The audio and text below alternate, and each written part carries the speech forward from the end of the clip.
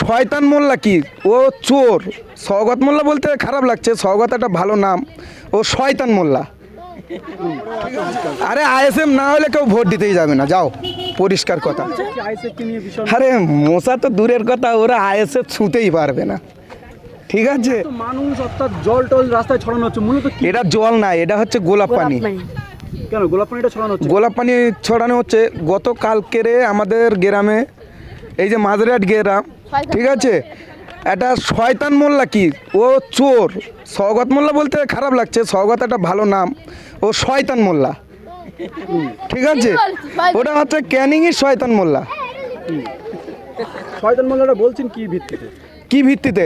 লোকের ঘর দর আসতেছে, ঠিক আছে, তাদেরকে বলা হচ্ছে যে আমাদের যদি ঘর আসে ধরো 90,000 এলো, তাও 50-50 ওর দিতে হবে, 45,000 ওর দিতে হবে। আর 45,000 কি একটা ঘরের কলম হবে?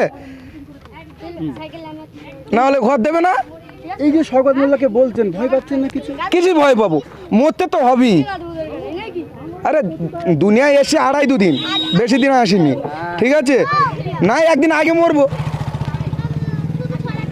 তৃণমূল থেকে বলছে কিন্তু আইএসএফ মুছে দেওয়া হবে, কিন্তু আপনারা দেখছি আইএসএফকে নিয়ে ভীষণ। আরে মশা তো দূরের কথা, ওরা আইএসএফ ছুঁতেই পারবে না, ঠিক আছে।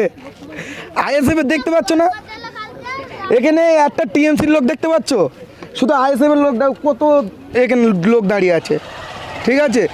আইএসএফ এর কোনো বদলাম যদি দিয়েছে, তা আইএসএফ এর একটা লোক যদি বাড়ির ভাত খায়, ওদের হজম হবে না, ঠিক আছে। হাঁড়ির ভাত হাঁড়িতে থেকে যাবে, কিন্তু আইএসএফ এর নাম মুছতে পারবে না ওরা।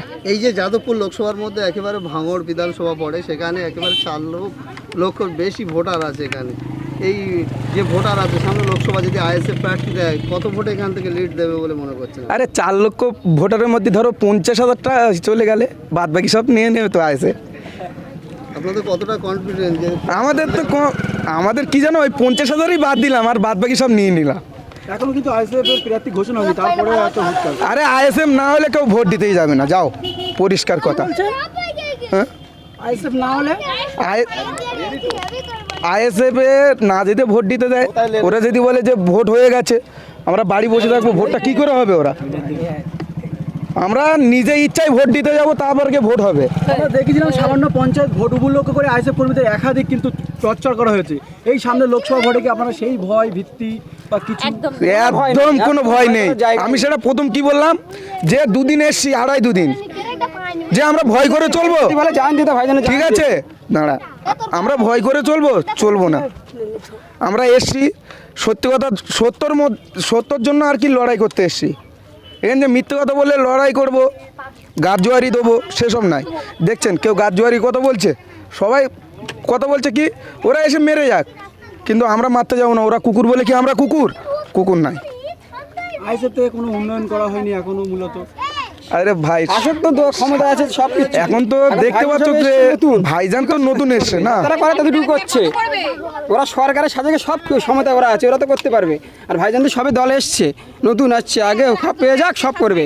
তাই অনেক করেছে, ওরা হচ্ছে বেশি করছে। আপনি আইএসএফ এর কথা বলছেন, ভয় ভীতি? না, কোনো ভয় নেই। জানে যে ভাইজানের জন্য জানও দিয়ে দেবো, যদি বলে জানটা দিয়ে দাও, তাও জান দিয়ে দেবো। আইএসএফ লড়বে। আমার নাম কারিবুল মোল্লা, মাঝেরহাটি বাড়ি।